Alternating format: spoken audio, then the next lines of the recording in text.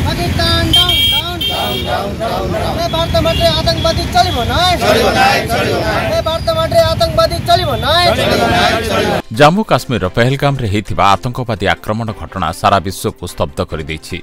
सबुठी एहाकु दृढ़ निंदा कराजिबा सह प्रतिवाद करा जाउछि। एही परिप्रेक्षी रे ब्रह्मपुर विभिन्न गणमाध्यमर कार्यरत सांबादिक बुद्धिजीवी और संगठन पक्षरु मिलित भावे स्थानीय एमकेसीजी मुख्य फाटक सामने घटना को कड़ा निंदा कराजिबा सह देशरु आतंकवाद निपात करबाकू दाबी करा जायथिला। एथिसह आतंकवादी आक्रमण रे मृत्युवरण करथिबा समस्त पर्यटकों अमर आत्मार सद्गति निमंते नीरव प्रार्थना कराजिबा सह शोक संतप्त परिवार वर्ग को समवेदना जणा जायथिला। दीर्घ 70 वर्ष होला भारत वर्षर पड़ोशी राज्य पाकिस्तान जो छायायुद्ध चलैछि एवं छायायुद्ध माध्यम विभिन्न समय मिलिट्री मान आक्रमण होती एवं साधारण जनता उपर आक्रमण होती एवं सबू आक्रमण ठू बर्तमान जो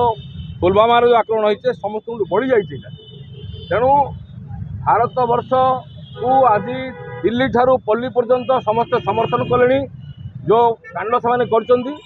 भारत बाहर रशिया एवं चाइना अमेरिका भाया देश आज समर्थन कर मौका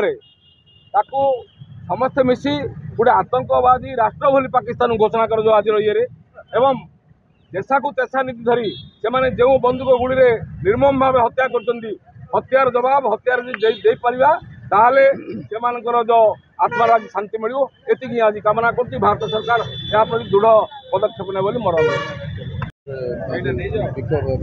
देखु निहाती रूपे गोटे निंदनीय घटना जेहेतु जम्मू काश्मीर जो घटना घटी समग्र विश्व आज ये घटना को लेकिन समस्ते शब्द होती कहीं जो टेरोरिस्ट माने बारंबार भारत प्रति आक्रमण कर जो भारत कठोर पदक्षेप बर्तमान सुधा ग्रहण करें आप जानते बर्तमान पानी बंद कर वैदेशिक मंत्रालय पक्षर किसी कटकणा जारी कर कले हेनी जो गुलीर जवाब गुली देवाक पड़ो कहीं आम सैन्य मैंने भारत में जी अच्छा आम जदि जड़े जड़े सैन्य जदि पाकिस्तान भितर पशिए ताले स्माश हो पाकिस्तान। तेणु आम चाहूँ जो भाई भाव आम जो टेरोरिस्ट माने आमर जो लोक मान जो गुली कर किए तो क्या आज कार बापा घर रही किए तो कार आज छोट छुआ आज जो भाव ओडिशार जो जड़े भाई शहीद होती छुआ आज जो कांद कांद मोबाइल जो घर फाटुला पुआ जो मुखाग्नि देले से हृदय विदारक जो कहानी शुणिले समस्त भितर गोटे निश्चय कोह भाव अच्छी। तेणु आम चाहूँ जदि आज ब्रह्मपुर कार्यरत सांबादिक और बुद्धिजीवी समस्त आज एक होइकि आम आज राजरास्ता को आसे प्रतिवाद करछे समग्र भारत वर्षर प्रति गाँ गहली जो सरकार मोदी सरकार अच्छा तुरंत कठोर पदक्षेप नेबा बोली आम समस्ते दाबी कर। अभय कुमार पाढ़ी सीनियर जर्नालीस्ट कौन कहे सर आज प्रतिवाद देखो गत काली आतंकवादी मैंने जो भाया पर्यटक मान आक्रमण कले या भारत वर्षर प्रत्येक घरे घरे चर्चा चलती गभीर समवेदना जन लोक से परिवार को अतीत में आम सैनिक मानक भी मारते से तेणु ये घटना जो बंद हम ये कार्यक्रम जो बंद हम मो सरकार को निवेदन करुँ सरकार दाबी कर भारत सरकार 72 घंटा भितर से दृढ़ कार्यानुष्ठान ग्रहण कर कि भविष्य में ये घटना पुनरावृत्ति न देखो आज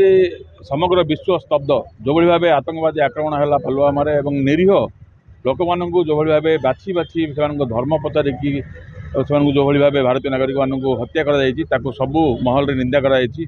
यार प्रतिवाद समग्र विश्व में विभिन्न देश में प्रतिवाद कर स्वर उत्तोलन ये कह कथा हूँ पाकिस्तान यार प्रच्छन्न हाथ अच्छी या पछरे पाकिस्तान बारंबार विभिन्न समय भारत प्रति एभली आक्रमण कर भाव पूर्वर स्ट्राटेजिक आमर जमी अटैक होता से भाव सर्जिकल अटैक जो भाव होता बर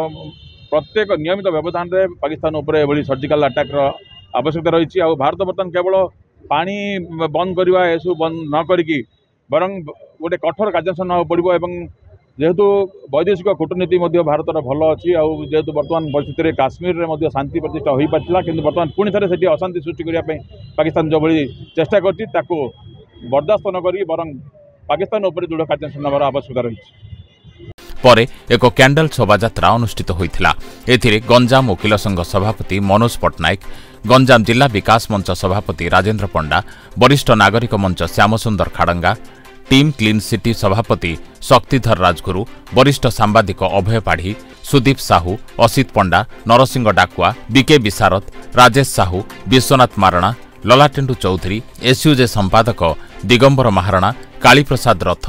ଅଭିଜିତ କର, ରଶ୍ମିତା ପାଣିଗ୍ରାହୀ, କପିଳ ପାଢ଼ୀ, ଲଡୁକିଶୋର ପାତ୍ର, ଚନ୍ଦନ ସାହୁ, ପ୍ରେମାନନ୍ଦ ପୂଜାରୀ, ରୂପକ ମହାନ୍ତି, ନିର୍ମଳ ସାହୁ, ଏ ରାଜା ରାଉ, ଅସ୍ମିତା ମହାନ୍ତିଙ୍କ ସମେତ ବହୁ କାର୍ଯ୍ୟରତ ସାମ୍ବାଦିକ, ବୁଦ୍ଧିଜୀବୀ ପ୍ରମୁଖ ସାମିଲ ହୋଇଥିଲେ। ବ୍ରହ୍ମପୁରରୁ ଇତିଶ୍ରୀ ପାତ୍ରଙ୍କ ରିପୋର୍ଟ, ସ୍ୱସ୍ତିକ ନ୍ୟୁଜ୍।